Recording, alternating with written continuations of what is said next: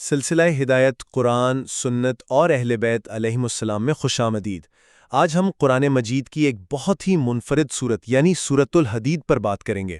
یہ ایک ایسی صورت ہے جو آسمانوں کی بلندیوں میں خدا کی حمد و ثنا سے شروع ہوتی ہے، لیکن اس کا نام ہے الحدید یعنی لوہا، ایک ایسی دھات جو طاقت، جنگ اور تعمیر کی زمینی حقیقت سے جڑی ہے۔ اور میرے خیال میں یہی تضاد آج ہماری گفتگو کا مرکز ہے۔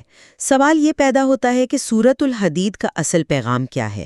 کیا یہ ہمیں ایک روحانی سفر پر لے جاتی ہے جس کا مقصد خدا کی معرفت اور دل کا سکون حاصل کرنا ہے، یا پھر یہ ایک عملی منشور ہے جو آسمانی اصولوں کو زمین پر نافذ کرنے کے لیے مادی طاقت کے استعمال کی بات کرتا ہے؟ دیکھیں، میرے نزدیک تو اس صورت کی بنیاد ہی معرفت الہی ہے۔ اس کا نقطۂ آغاز کائنات کی حقیقت اور خدا کی لامتناہی صفات کا شعور ہے۔ سماجی انصاف اور عدل، یہ سب اسی روحانی بیداری کا ایک فطری نتیجہ ہے، لیکن اصل جڑ روحانیت ہی ہے۔ میں اسے تھوڑا مختلف انداز سے دیکھتی ہوں۔ میرے خیال میں یہ صورت روحانیت اور سماجی عمل کو لازم و ملزوم قرار دیتی ہے۔ یہ کہتی ہے کہ حقیقی ایمان صرف دل کی کیفیت کا نام نہیں ہے، بلکہ اسے معاشرے میں نظر آنا چاہیے، اور اس کے لیے صرف کتاب اور میزان کافی نہیں، بلکہ حدید یعنی طاقت کا ہونا بھی ضروری ہے۔ اچھا، آئیے پھر صورت کے آغاز سے ہی دیکھتے ہیں۔ یہ شروع ہوتی ہے کائنات کے ذرے ذرے کی تسبیح سے اور خدا کی عظیم صفات کے بیان سے۔ مثال کے طور پر آیت کہتی ہے هُوَ الْأَوَّلُ وَالْآخِرُ وَالظَّاهِرُ وَالْبَاطِنُ، وہی اول ہے، وہی آخر ہے، وہی ظاہر ہے اور وہی باطن ہے۔ اب یہ ایک اتنی گہری بات ہے جو انسان کو گہرے غور و فکر کی دعوت دیتی ہے۔ یہ ہمیں اپنی ذات سے بلند ہو کر کائنات کے خالق کے بارے میں سوچنے پر مجبور کرتی ہے۔ جی، میں اس کی گہرائی سے بالکل متفق ہوں، لیکن میں سمجھتی ہوں کہ یہ صرف فلسفیانہ غور و فکر کے لیے نہیں ہے۔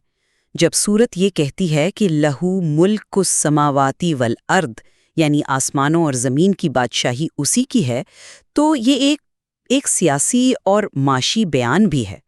یہ ذاتی ملکیت کے پورے تصور کو چیلنج کرتا ہے۔ یہ اس بنیاد کو ہی ختم کر دیتا ہے جس پر انسان دولت جمع کرتا ہے اور اسے اپنی ذاتی ملکیت سمجھتا ہے۔ یعنی یہ آیتیں دراصل آگے آنے والے عملی احکامات کے لیے ایک نظریاتی بنیاد فراہم کر رہی ہیں۔ آپ اسے سیاسی اور معاشی رنگ دے رہی ہیں، جبکہ میرے نزدیک اس کا مقصد انسان کے دل سے دنیا کی محبت نکالنا ہے۔ جب انسان یہ جان لیتا ہے کہ ہر چیز کا مالک خدا ہے، تو اس کے دل میں تکبر اور حرص کی جگہ عاجزی اور توکل پیدا ہوتا ہے۔ اور اسی کیفیت میں جب وہ یہ آیت سنتا ہے کہ وَهُوَ مَعَكُمْ أَيْنَمَا كُنْتُمْ، تم جہاں کہیں بھی ہو وہ تمہارے ساتھ ہے، تو یہ اس کے لیے ایک بہت ہی ذاتی، ایک روحانی تجربہ بن جاتا ہے۔ یہ ایک ہمہ وقت نگرانی کا احساس ہے جو اسے گناہ سے بچاتا ہے۔ یہ کوئی اجتماعی نظام بنانے کا منشور نہیں، بلکہ انفرادی کردار سازی کا نسخہ ہے۔ لیکن انفرادی کردار سازی کا مقصد کیا ہے؟ کیا صرف ذاتی نجات؟ سورت فوراً اس روحانی تصور کو ایک اجتماعی عمل سے جوڑ دیتی ہے۔ وہ کہتی ہے کہ اگر خدا ہر جگہ تمہارے ساتھ ہے اور تمہارے اعمال کو دیکھ رہا ہے، یعنی واللہ بما تعملون بصیر، تو اس کا اگلا منطقی قدم کیا ہونا چاہیے؟ آیت 7 میں فوراً حکم آتا ہے آمنوا باللہ ورسولہ وانفقوا مما جعلکم مستخلفین فیہ، اللہ اور اس کے رسول پر ایمان لاؤ اور اس مال میں سے خرچ کرو جس میں اس نے تمہیں اپنا نائب بنایا ہے۔ یہاں یہ مستخلفین کا لفظ کلیدی ہے۔ ہم مالک ہیں ہی نہیں، ہم صرف ٹرسٹی یا نگران ہیں۔ یہ تصور ہی سرمایہ دارانہ ذہنیت کی جڑ سے نفی کرتا ہے۔ میں انفاق یعنی خرچ کرنے کی اہمیت سے انکار نہیں کر رہا، لیکن میں اس کی وجہ پر زور دینا چاہتا ہوں۔ یہ انفاق ایک روحانی مشق ہے۔ جب اللہ اپنے بندوں سے قرضاً حسنہ یعنی اچھا قرض مانگتا ہے تو یہ کوئی معاشی معاہدہ نہیں ہے، یہ تو انسان کو عزت دینے کا ایک طریقہ ہے۔ کائنات کا مالک جو ہر چیز سے بے نیاز ہے، وہ اپنے بندے کے عمل کو اتنی قدر دیتا ہے کہ اسے اپنے اوپر قرض کہہ رہا ہے۔ اس کا مقصد انسان کو بخل کی بیماری سے شفا دینا اور اس کے نفس کو پاک کرنا ہے۔ یہ روح کی بلندی کا معاملہ ہے۔ بالکل، یہ روح کی بلندی کا معاملہ ہے، لیکن یہ روح معاشرے سے کٹ کر بلند نہیں ہو سکتی۔ قرض حسنہ کا تصور صرف انفرادی سخاوت کا نام نہیں ہے، یہ سماجی بہبود کا ایک انقلابی نظام ہے۔ یہ خیرات نہیں، یہ ایک ایسا قرض ہے جو معاشرے کو دیا جاتا ہے اور خدا اس کی واپسی کی ضمانت دے رہا ہے، وہ بھی کئی گنا اضافے کے ساتھ۔ یہ لوگوں کو بتاتا ہے کہ معاشرے کے کمزور طبقوں پر خرچ کرنا کوئی گھاٹے کا سودا نہیں ہے، بلکہ یہ سب سے منافع بخش سرمایہ کاری ہے۔ ٹھیک ہے، لیکن پھر اس فرق کا کیا جواز ہے جو آیت ان لوگوں میں کرتی ہے جو فتح سے پہلے خرچ کرتے ہیں اور جو فتح کے بعد کرتے ہیں؟ لا یستوی منکم من انفق من قبل الفتح وقاتل، فتح سے پہلے خرچ اور جہاد کرنے والے برابر نہیں۔ یہ تو واضح طور پر نیت کے خلوص اور قربانی کی شدت کی بات ہے۔ مشکل وقت میں جب کوئی امید نظر نہیں آتی، اس وقت دین کے لیے کھڑا ہونا زیادہ بڑی روحانی قدر رکھتا ہے۔ یہ درجات کا فرق خالصتاً روحانی ہے۔ میں اس سے اختلاف کروں گی۔ اسے صرف روحانی کہہ کر ہم اس کی سماجی اور سیاسی حکمت کو نظر انداز کر دیتے ہیں۔ فتح سے پہلے خرچ کرنے کا مطلب ایک کمزور جدوجہد کرتی ہوئی تحریک کو اپنے پاؤں پر کھڑا کرنا ہے۔ یہ ایک آپ کہہ لیں ایک ہائی رسک انویسٹمنٹ ہے۔ فتح کے بعد تو ہر کوئی شامل ہونا چاہتا ہے۔ یہ آیت دراصل ابتدائی حامیوں یعنی ارلی اڈاپٹرز کی سیاسی اور سماجی اہمیت کو تسلیم کر رہی ہے۔ یہ اصول بتاتا ہے کہ کسی نظریے کے لیے بحران کے وقت کھڑے ہونے والوں کا مقام ہمیشہ ان لوگوں سے بلند ہوتا ہے جو حالات سازگار ہونے کے بعد آتے ہیں۔ تو یہ ایک بڑا پریگمیٹک اصول ہے، صرف روحانی نہیں۔ اور جب یہ دنیا ختم ہوگی تو وہاں پر یہ پریگمیٹک اصول کام نہیں آئیں گے، وہاں تو صرف ایمان اور عمل کا نور کام آئے گا۔ سورت قیامت کا جو نقشہ کھینچتی ہے وہ اسی اندرونی کیفیت کا ظہور ہے۔ مومنین کا نور ان کے آگے دوڑ رہا ہوگا، یسعی نورہم بین ایدیہم۔ یہ نور ان کے ایمان اور اعمال صالحہ کا نتیجہ ہے جو انہوں نے دنیا میں اپنے اندر پیدا کیا۔ یہ مکمل طور پر ایک ذاتی اور روحانی کامیابی ہے۔ لیکن منافقین کا جرم کیا تھا؟ وہ بھی تو مسلمانوں کے ساتھ ہی رہتے تھے۔ جب وہ مومنین سے کہیں گے انظرونا نقتبس من نورکم، ذرا رکو ہمیں بھی اپنے نور سے کچھ روشنی لینے دو، تو انہیں کیا جواب ملے گا؟ انہیں کہا جائے گا کہ دنیا میں واپس جا کر نور تلاش کرو۔ اور جب وہ پوچھیں گے الم نکن معکم، کیا ہم تمہارے ساتھ نہ تھے؟ تو مومنین کا جواب ان کے جرم کو واضح کر دیتا ہے۔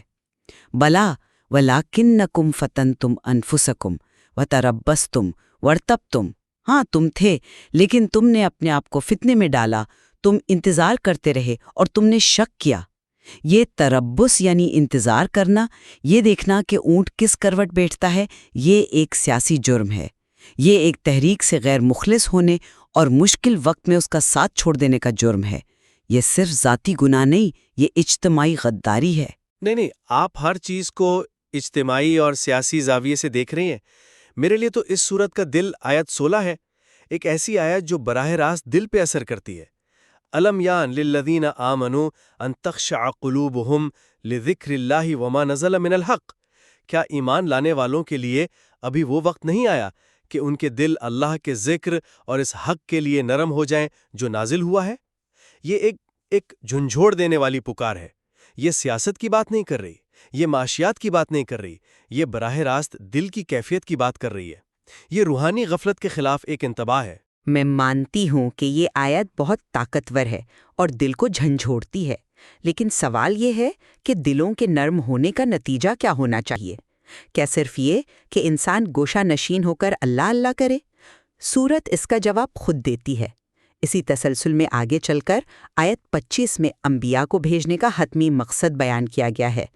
لقد ارسلنا رسلنا بالبینات وانزلنا معهم الکتاب والمیزان لیقوم الناس بالقسط، ہم نے اپنے رسولوں کو واضح دلائل کے ساتھ بھیجا اور ان کے ساتھ کتاب اور میزان نازل کی تاکہ لوگ انصاف پر قائم ہوں۔ دلوں کو نرم کرنے کا مقصد ایک عادلانہ معاشرے کا قیام ہے۔ بالکل، اور عادلانہ معاشرہ نیک لوگوں سے ہی بنتا ہے۔ جب لوگوں کے دل نرم ہوں گے وہ خود بخود انصاف قائم کریں گے۔ کتاب اور میزان انہیں راستہ دکھانے کے لیے کافی ہیں۔ یہیں پر سورت ایک تیسری اور شاید سب سے چونکا دینے والی چیز کا ذکر کرتی ہے۔